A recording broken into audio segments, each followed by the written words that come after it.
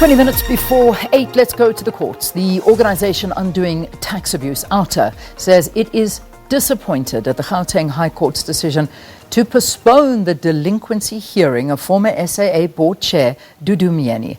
OUTA and the South African Pilots Association approached the court saying during her tenure, Myeni made bad decisions that further plunged the national carrier into debt.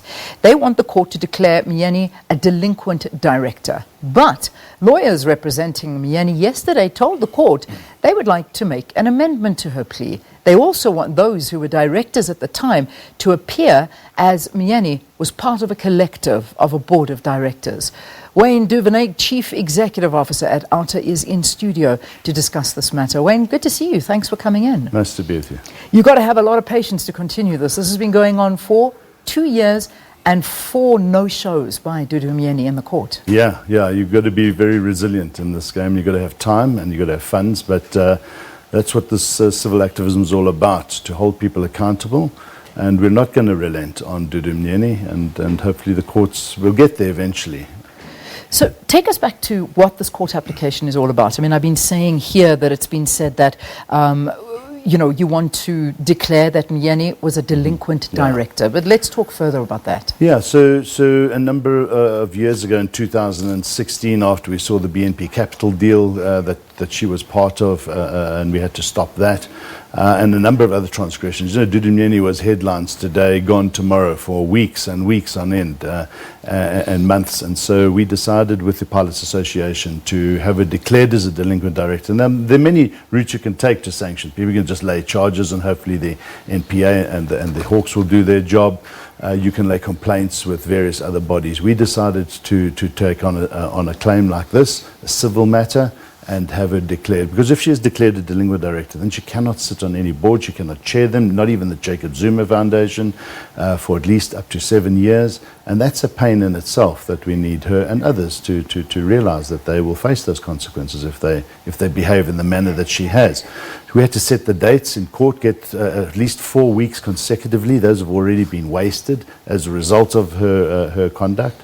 But, you know, the rules of court allow people to do this, to change their pleas. Her plea, her dates and closing of the plea was over 2 years ago. Yeah. Those pleas had been set down, now she's changing them. So we can see this very well, oiled machine of delaying the facts and delaying the matter and trying to stay out of court as long as possible. And we've seen it with Jacob Zuma and many others in state capture. So it certainly is a delay tactic. And we heard the judge speaking to that yesterday, basically saying we can see what's going on here. Yeah. But how much longer can this go on for? Well, I think the judge is very aware and alive to the antics that are playing out now. But she's got to be very careful that she doesn't give them any opportunities to have the matter thrown out. So I just think she's being patient, more patient, erring on the side of caution, I would imagine. But she has made it very clear that this is not going to be a matter that's delayed for another 2 years, because to get these dates in court, so she's doing a good job in trying to make sure that justice is not delayed unnecessarily. But we believe it has been, and we'd like to get this matter over and done with. So when we looked initially, it was basically said that, or understood that the case will go ahead with or without Myeni. Was this dealt a blow yesterday when the plea was changed? Is that what's going on? Not really. I think she's got to entertain, the judge must entertain the change in the plea. We will obviously refute that. I mean, our case is not against all the directors. We are charging Dudu Myeni with her conduct, which adds to the demise of the airline. We're not saying that she was the sole destroyer of the airline, but her conduct is unbefitting of a director. She needed to behave in a way that protected the funds, that protected the revenue opportunities from ensuring that the executives conducted themselves in the manner that was in the best interests of the airline. She did not do that. In fact, she interfered in the operations of the airline, which she shouldn't have done, and that's our charge. Of course, there are possibly transgressions by other directors. We can go after them if need be at a later date. Our case is against her and not everybody else. So we know that as it stands, things may have changed, but just from our understanding is that and media reports suggest that Myeni actually sits on 13 boards at this point in time. No, not in this point in time. She had sat on and has been on 13 boards over the last number of years. She's currently on 4 boards. Okay. One of them is a state-owned institution, another 2 others are private boards, and then the Jacob Zuma Foundation. So do we have evidence there, or do you have evidence that supports your case about this delinquent chair from these other boards that she sat on? Or is this particularly pertaining to her tenure at SAA? This is particularly to her tenure at SAA. Yeah. Okay, so nothing to do with any of the other boards? No, but if she's found guilty, she'll have to resign from those boards. So her lawyers want other directors to also be invited, since she says she was part of the collective. I suppose one can say that is a fair request, but you are not saying that. No, it's got nothing to do with that. She's the chairperson. We're talking about her conduct. We're talking about her interference in the BNP Capital deal and trying to pay out the 49 million rand cancellation fees, which they did not qualify for. We're talking about her conduct in the Emirates deal. We're talking about her conduct on the Airbus matters. Nobody else's. She's the chairperson. She was party to a lot of the transgressions that were taking place and the behavior that was happening in SAA. So you can't hold an airline as a delinquent director. You hold individuals. We're going after her as the individual. Yeah, which brings into question, and I think it's an important discussion to actually have, to what degree should a board chair take ownership of decisions that are made, and in this regard, wrong decisions under their watch? Yeah, the chair must certainly keep the whole board in check, ask a lot of pertinent questions to make sure that governance is in check and that there's no transgressions that can hold anyone in the board, including the chairperson, to account. So she's got a lot to answer to, and the board members themselves. I mean, we can go after them as well, because even the current board, as far as we're concerned, the current board on all state-owned institutions who have knowledge of what was happening in the organizations prior to their arrival, who have the minutes of meetings, who have the contracts, those boards are remiss in their duty to start holding those previous board members and chairpersons to account. And we're asking a lot of questions of current board members in state-owned institutions to why they're not stepping up to the plate and playing their role. Nonetheless, we'll continue with this matter with Dudu Myeni. We'll deal with her amended pleas, and hopefully in the new year, once this case gets underway, and it will in the first sitting of the courts, we believe, but towards the end of November, we're going to hear the interlocutories and argue these other amended pleas that she's brought. Which kind of doesn't really answer my question, but just to ask you, what happens between now and then? So they've got a couple of weeks. There's certain dates that we are meeting, various requirements of the court and for the judge to make sure that in November, when we meet again, we've got 2 weeks in court to deal with these claims that they've got, the amended pleas, as well as the interlocutory challenges that they might bring. They might want to challenge our standing as a civil action movement. Be that as it may, we believe our case is ready and strong, and then I think the court will what we heard from the judges, that in January, February, we'll get down to hearing this case with all the witnesses. I mean, it's been quite costly. We've had to bring out witnesses already in preparation this week. Nonetheless, we'll make good use of their time. Yeah, I mean, there have been a lot of excuses that have been given in these past court appearances, whether it be that she hasn't got money to get an air ticket. I think there was even I think in the second appearance, there was a legal representative there who had to make a phone call to her in the courtroom to actually ask her if he is or isn't representing her. Yeah. And now it's another legal team that are coming through and saying that she wants to change her plea.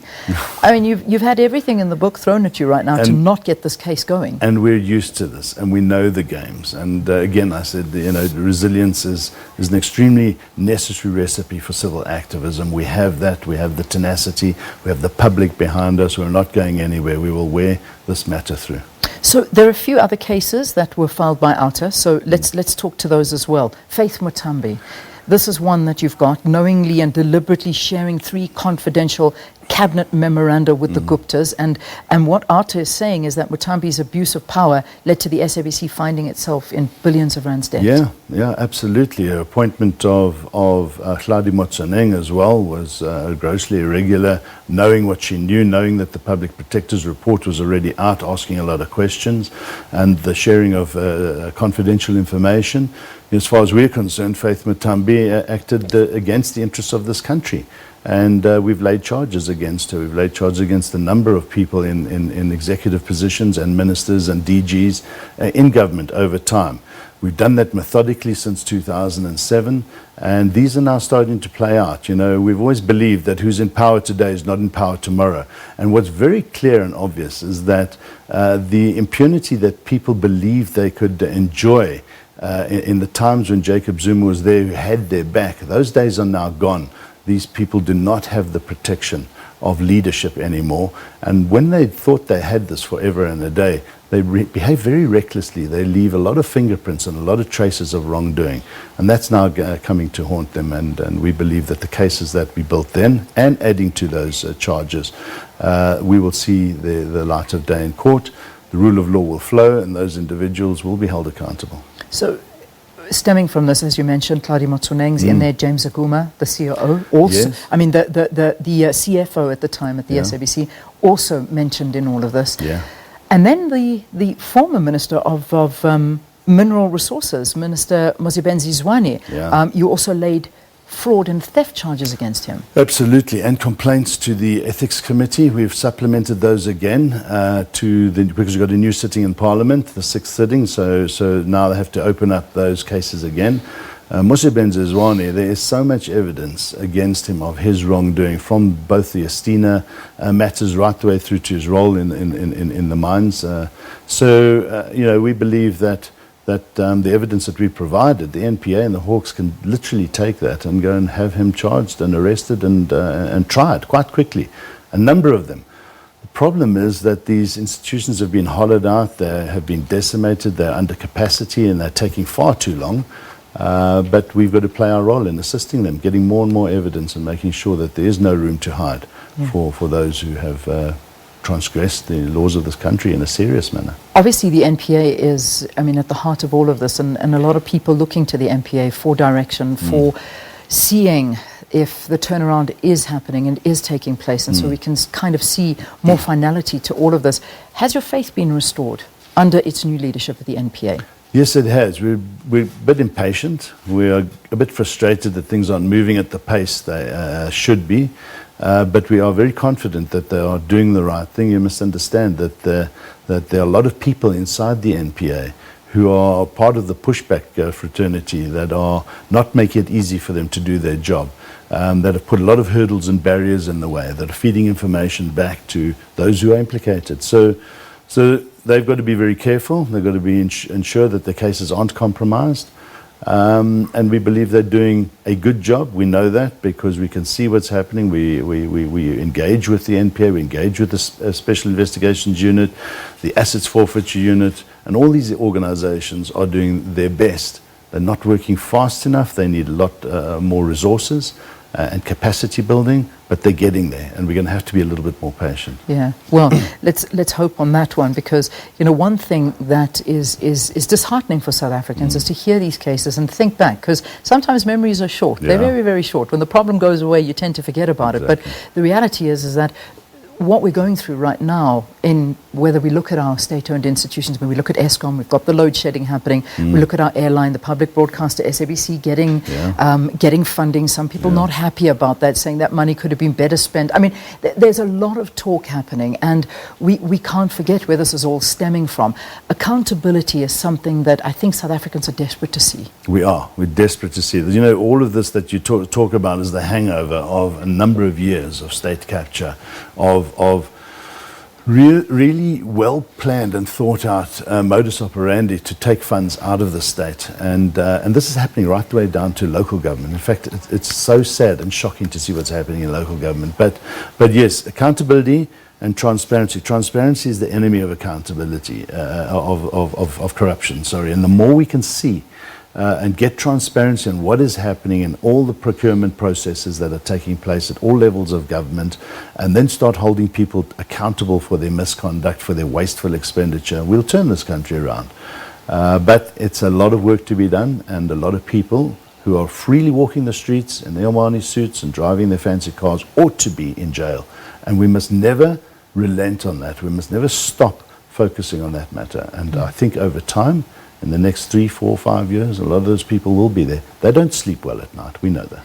Well, there's still a lot more money left to try and bring them to book as well. I mean, you're a public-funded organisation, so you depend on South Africans to fund this and to go through. And I mean, it's quite a hard pill to swallow that it's South Africans' money that was ill-spent, and now we are still trying to get that money back. Exactly. It's sad, but you know what really gets us up in the morning and gets us to work is the fact that we've got tens of thousands of citizens just giving us small amounts, 100 Rand, 80 Rand a month, and that crowdfunding method is enabling us to take on these matters and employ 48 professional people. We've got lawyers working for us, investigators, project managers, and they do a fine job. It's an excellent team of people, and they're highly energized in bringing these people to book. Just finally, if you remember, it was last week where we had the President speaking in London at the, I think it was an investment forum, a financial mail investment forum, and he stood up and he acknowledged that state capture did cost our country between 500 billion and $1 trillion. Yeah. Did that surprise you?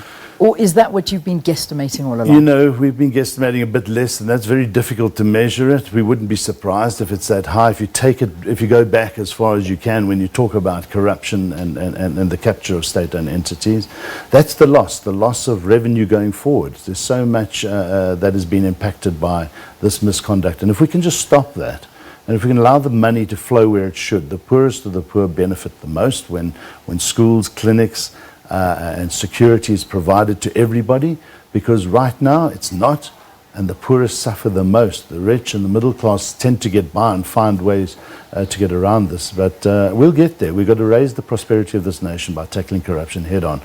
And you know, we appreciate the fact that there's an anti-corruption forum that we sit on, a strategy team that we sit on. The government has invited us onto that, onto another one with regards to health corruption in the health sector. So OUTA is playing a multifaceted role right now, both in assisting with policy, with fighting corruption, as well as holding people to account. And that's a journey that has evolved over just the last 3 years for us, and will evolve even further into the space of local government and other areas. So it's quite exciting to be part of the repair process, but we can't do it without our supporters. All right, let's leave it there. Wayne, thanks so much for talking to us here on the program.